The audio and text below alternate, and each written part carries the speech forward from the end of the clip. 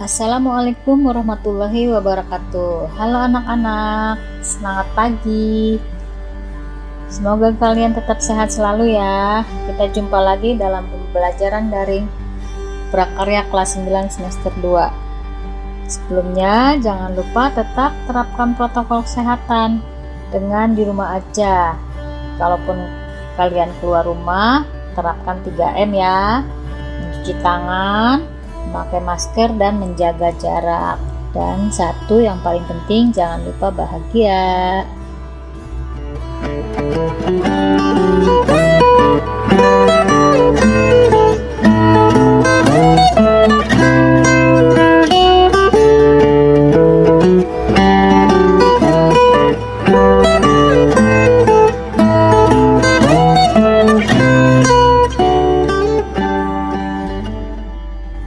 Silakan kalian menonton dan mendengarkan video ini sambil menyimak buku prakarya kelas 9 semester 2. Kalian juga boleh belajar sambil menikmati secangkir teh hangat dan makanan ringan.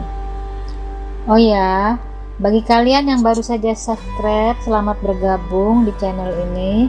Dan yang belum subscribe, silakan subscribe, like, komen, atau share, supaya kalian lebih mudah dalam mengikuti pelajaran daring prakarya berikutnya. Terima kasih. Nah, sebelum mulai, jangan lupa berdoa ya.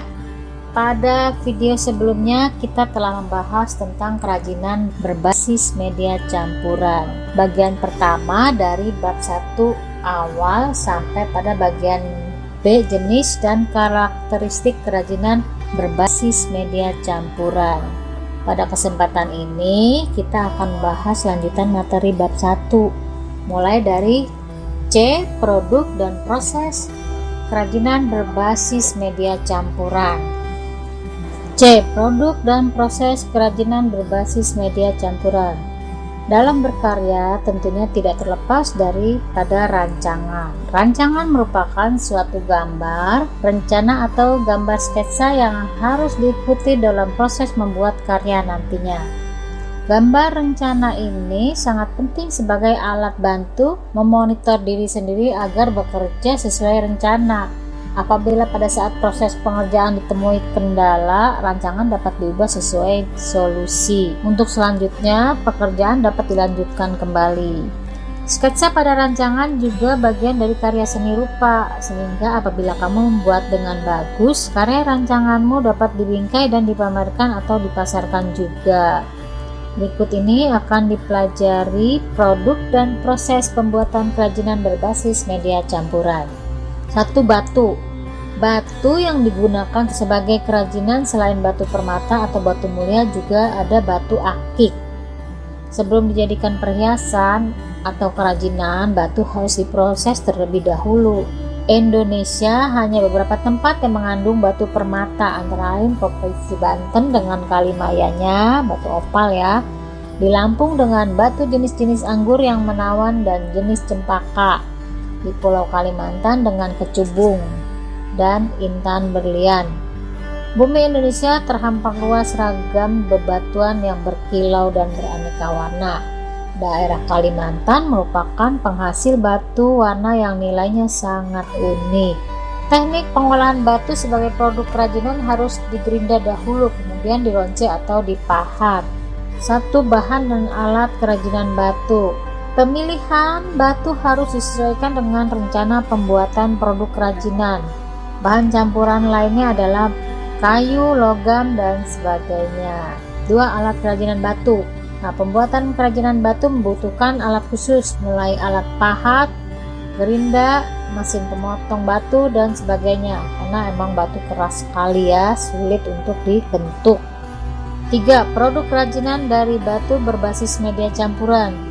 Yang dapat dihasilkan adalah sebagai berikut. Nih, ada batu dengan logam, ada batu dengan kayu, kemudian logam.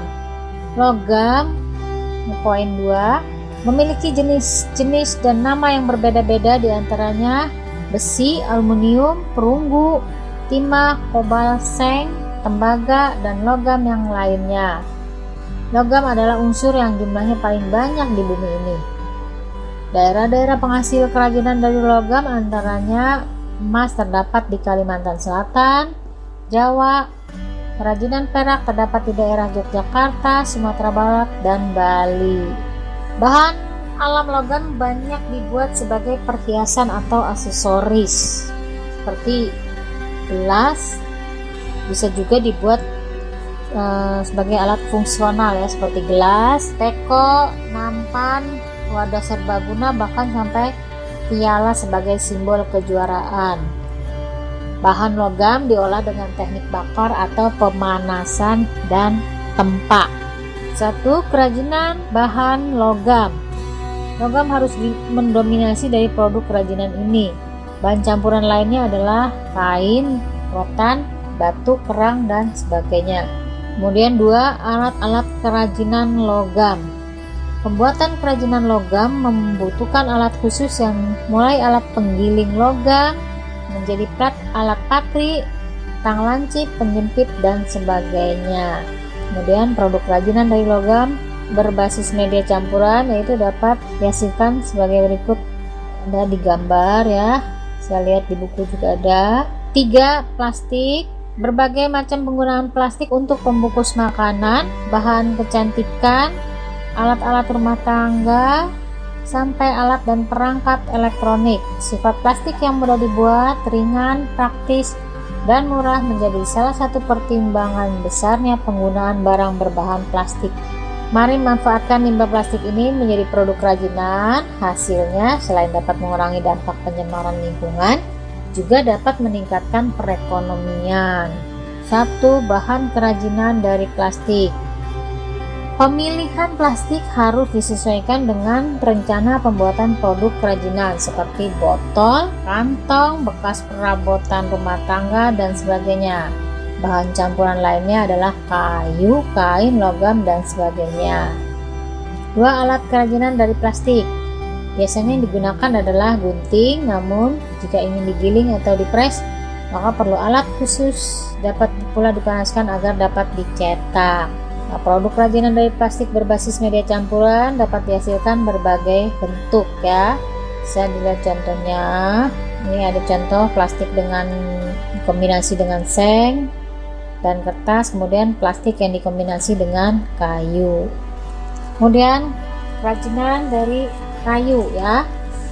Poin 4, kayu yang dihasilkan pun banyak macamnya, diantaranya adalah kayu jati, kayu mahoni, kayu pinus, kayu sawo, kayu nangka, kayu kelapa, dan sebagainya.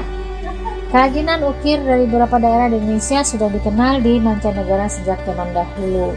Beberapa daerah yang dikenal ukiran atau pahatannya adalah Jepara, Jogja, Cirebon, Bali, Toraja, Palembang, Kalimantan, dan masih banyak daerah lainnya. Kita perlu mengenal dan melestarikan motif ukir Nusantara. Kayu-kayu yang tergolong keras dapat dibuat karya kerajinan dengan teknik ukir atau pahat. Selain itu, dapat dengan teknik tempel atau sambung, baik dengan perekat maupun dengan paku. Proses mengukir dan memahat diawali dengan yang biasa dilakukan, yaitu membuat skets terlebih dahulu di atas kayu. Jadi kayunya digambar dulu ya. Kemudian lalu kayu dipahat dengan menggunakan alat pahat dan pemukul yang terbuat dari kayu. 1. Bahan kerajinan kayu. Bahan utama yang digunakan adalah kayu, kemudian bahan campurannya kulit, kain, logam, dan sebagainya. 2. Alat kerajinan kayu itu biasanya yang digunakan adalah pahat, amplas, gergaji kayu, mesin bubut, dan sebagainya. Kemudian produk kerajinan yang dihasilkan ya, produk kerajinan kayu berbasis media campuran ini dapat menghasilkan berbagai macam bentuk. Bisa sendal ya, sendal dari kayu, kemudian bagian atasnya dari kain. Kemudian ini ada gambar perahu, kayu dengan kulit, kayu dengan kain, dan kayu dengan logam karet. Kemudian 5. Keramik. Kerajinan terbuat dari bahan tanah liat biasanya dikenal orang dengan kerajinan keramik. Indonesia memiliki kerajinan keramik dari berbagai daerah yang berciri khas. Keramik di Indonesia yang kental akan corak budaya membedakan dengan keramik Cina atau Eropa atau Jepang. 1. Bahan kerajinan keramik, bahan utamanya adalah tanah liat, bahan campurannya adalah kulit, kain, logam, dan sebagainya. Alat kerajinan keramik biasanya digunakan adalah piksir, roll, spon, tali pemotong, alat putar tangan, alat putar kaki, tungku pembakar, dan sebagainya. 3. Contoh produk kerajinan dari keramik berbasis media campuran yaitu benda yang bisa dihasilkan itu keramik dengan rotan, keramik dengan logam. Kemudian D. Kemasan kerajinan berbasis media campuran. Kemasan merupakan sentuhan akhir dari sebuah proses. Prinsip desain berkelanjutan tetap harus menjadi prioritas meskipun yang dibuat adalah kemasan.